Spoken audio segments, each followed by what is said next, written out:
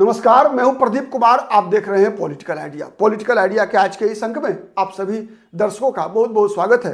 मित्रों, तमिलनाडु जहां 58 वर्षों से कांग्रेस पार्टी सत्ता से बाहर है, अंतिम मुख्यमंत्री थे कांग्रेस पार्टी के एम भक्तवत्सलम 1967 में जो कांग्रेस सत्ता से बाहर हुई। उसके बाद से कांग्रेस पार्टी सत्ता में कभी लौट कर भी नहीं आई। तब भी नहीं आई जब कांग्रेस पार्टी के सहारे 2006 में डीएमके की अल्पमत की सरकार बनी थी। कांग्रेस पार्टी के समर्थन से सरकार बनी थी। कांग्रेस पार्टी के 34 विधायक थे। फिर भी कांग्रेस पार्टी को डीएमके के साथ मंत्रिमंडल में शामिल होने का अवसर नहीं मिला। इस बार कांग्रेस पार्टी इस मौके को चूकना नहीं चाहती। इसीलिए जब से चुनाव की चर्चा शुरू हुई तमिलनाडु में, तब से लगातार कांग्रेस पार्टी ने दो मांगे अपने डीएमके के साथ सहयोगी जो है डीएमके उनके सामने रखा। पहली मांग कांग्रेस पार्टी की थी कि पिछली बार कांग्रेस को मात्र 25 सीटें लड़ने को मिली थी, जिसमें कांग्रेस ने 18 सीटों पर जीत दर्ज की थी। तो कांग्रेस चाहती क्या है कि 2006 में जिस प्रकार से कांग्रेस पार्टी को 48 सीटों पर लड़ी थी कांग्रेस और 34 जीती थी, उसी तरीके से कम इस बार 48 सीटें कांग्रेस को लड़ने को मिले। कारण यह है कि कांग्रेस यह मान के चल रही है कि भारत जोड़ो यात्रा, न्याय यात्रा, राहुल गांधी की सक्रियता, इन सब का असर यह हुआ है कि कांग्रेस दिन पर दिन दक्षिण भारत में मजबूत हुई है। वहीं डीएमके की ताकत वो ताकत अब नहीं है जो एम करुणानिधि के दिनों में हुआ करती थी। इसीलिए कांग्रेस पार्टी का शेयर तमिलनाडु की राजनीति में बढ़ना चाहिए। और इस बात को लगातार कांग्रेस पार्टी के तमिलनाडु से जुड़े हुए नेताओं का एक वर्ग लगातार हवा देता रहा है। मनिकम टैगोर जैसे सांसद लगातार इस विषय को उठाते रहे कि तमिलनाडु में अब एम करुणानिधि के दिनों वाली हैसियत डीएमके की नहीं है। एमके स्टालिन का वह प्रभाव नहीं है जो एम करुणानिधि का हुआ करता था। पलानीसामी का वो दौर नहीं है जो जयललिता जयराम का हुआ करता था। तमिलनाडु की राजनीति अब थोड़ा सा आप कह सकते हैं राष्ट्रीय राजनीति के तरफ मुड़ता हुआ दिख रहा है। इसलिए कांग्रेस पार्टी को सरकार में शामिल भी किया जाना चाहिए अगली बार सरकार बनने के बाद। और कांग्रेस पार्टी को 2006 के फॉर्मूले के अनुसार कम से कम 48 सीटें लड़ने को मिले। लेकिन द्रविड़ मुनेत्र कड़गम डीएमके के नेता हैं, वरिष्ठ मंत्री हैं पेरियासामी, इन्होंने 2 दिन पहले स्पष्ट रूप से नकार दिया। कहा कि नहीं, कांग्रेस पार्टी की सरकार के अंदर तमिलनाडु में कोई भूमिका नहीं बनेगी। कांग्रेस पार्टी को किसी भी कीमत पर हम सरकार में शामिल नहीं करेंगे। अगर करेंगे तो यह तमिल द्रविड़ पहचान के साथ धोखा होगा। अब कौन सा धोखा होगा मुझे नहीं पता, लेकिन भक्तवत्सलम भी तमिल थे।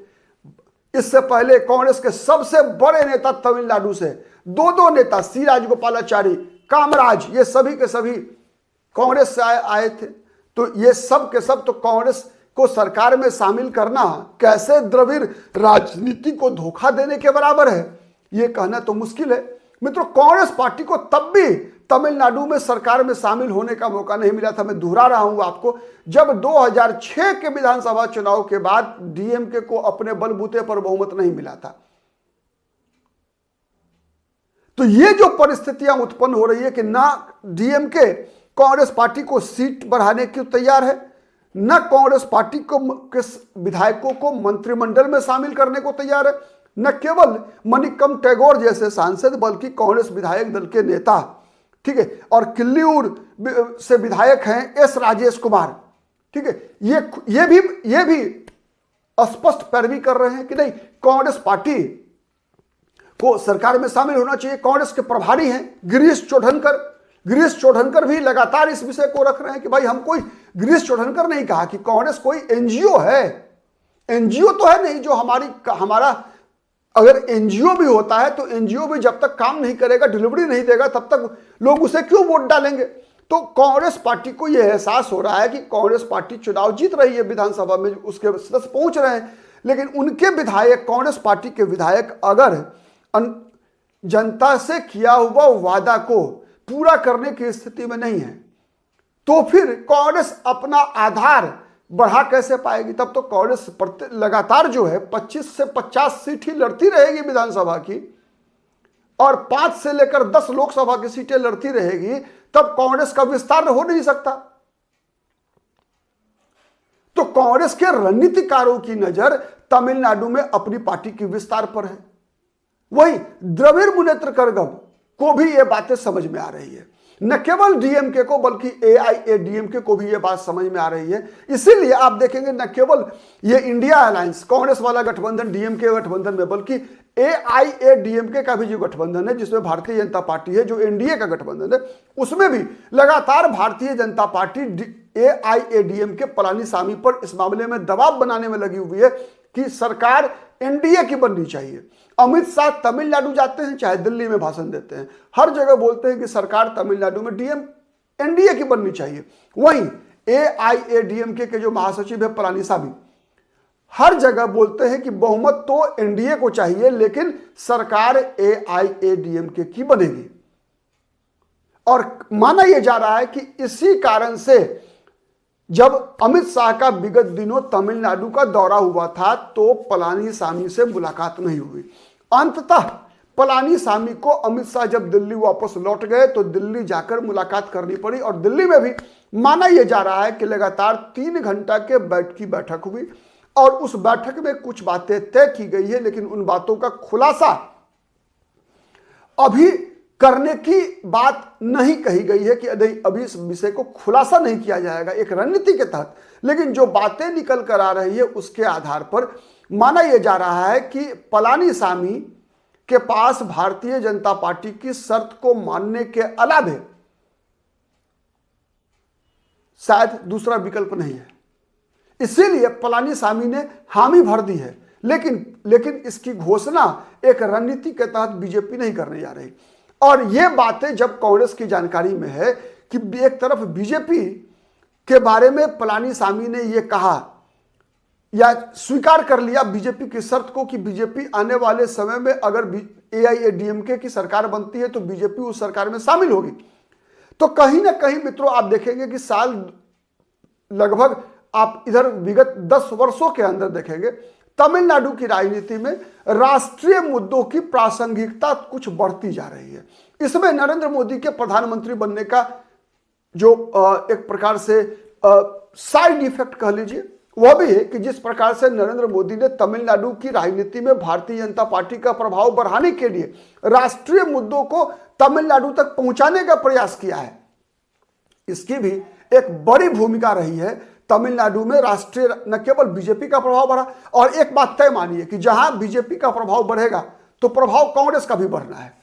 तो जब एआईएडीएमके बीजेपी को सरकार में शामिल होने को तैयार हो जाती है, बीजेपी पिछले बार की तुलना में, पिछली बार बीजेपी लड़ी थी 20 सीट, इस बार अगर बीजेपी लड़ती है 40 सीट, पिछली बार लड़ी बीजेपी 20, इस बार लड़ेगी 40, कांग्रेस लड़ी 25, अगर कांग्रेस की सीट लड़ने को नहीं बढ़ी, बीजेपी के लिए यह घोषणा हो गई कि एआईएडीएमके के साथ बीजेपी सरकार में शामिल होगी, एआईएडीएमके ने यह स्वीकार कर लिया। वही कांग्रेस के बारे में अगर डीएमके ने स्वीकार नहीं किया और कांग्रेस की सीटें नहीं बढ़ी तो आप मानकर चलिए कि तमिलनाडु की राजनीति में कांग्रेस पार्टी और ज्यादा कमजोर होगी, क्योंकि तमिलनाडु में एक मतदाताओं का एक ऐसा वर्ग है जो हर मुद्दे को राष्ट्रीय परिप्रेक्ष्य में सोचता है। तो बीजेपी के बने तमिलनाडु की राजनीति में एक आज बीजेपी लगभग 12% वोट मिला था बीजेपी को, 11.5% 2024 के लोकसभा चुनाव में। तो ये जो मतदाताओं का समूह है जो राष्ट्रीय राजनीति के परिप्रेक्ष्य में तमिलनाडु की राजनीति में भी एक भूमिका देखता है, ऐसे लोगों के बीच भारतीय जनता पार्टी के साथ साथ कांग्रेस की भी पकड़ है। तो ऐसे लोगों में बीजेपी को एक एक्स्ट्रा एडवांटेज मिलता हुआ दिखेगा यदि कांग्रेस झुक जाती है डीएमके के साथ सामने। वैसे भी कांग्रेस पार्टी के पास इस चुनाव में एक विकल्प मौजूद है टीवीके का, और माना यह जा रहा है कि कांग्रेस पार्टी में 2 गुट है तमिलनाडु की राजनीति में। एक गुट है कांग्रेस पार्टी के विधायक दल के नेता एस राजेश कुमार, जिनके साथ मनिकम टैगोर जैसे सांसद भी हैं। दूसरा गुट है कांग्रेस पार्टी का जो प्रदेश अध्यक्ष है सेल्वा पेरुंथगई, इनकी, और इन्हीं के ऊपर कांग्रेस पार्टी में दूसरे खेमे के लोग यह आरोप लगाते हैं कि ये लोग डीएमके के साथ केवल और केवल व्यक्तिगत लाभ के लिए, आर्थिक लाभ के लिए पार्टी के हित को से कॉम्प्रोमाइज करते हैं।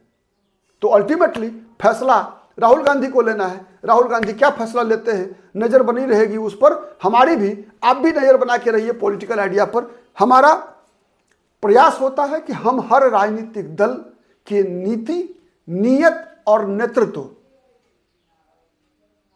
के गुण और दोष के आधार पर हर खबर का विश्लेषण करके आपके समक्ष प्रस्तुत करने का प्रयास करें। कितना सफल होते हैं कमेंट करके आप बताइएगा। अगर हमारा वीडियो पसंद आता है तो प्लीज लाइक कीजिए, शेयर कीजिए, जिससे कि अधिक से अधिक लोगों तक हमारी बातें पहुंच सके। और अब तक यदि पॉलिटिकल आइडिया को सब्सक्राइब नहीं किया है मित्रों तो सब्सक्राइब कर लीजिए। आज के लिए इतना ही, बहुत बहुत धन्यवाद।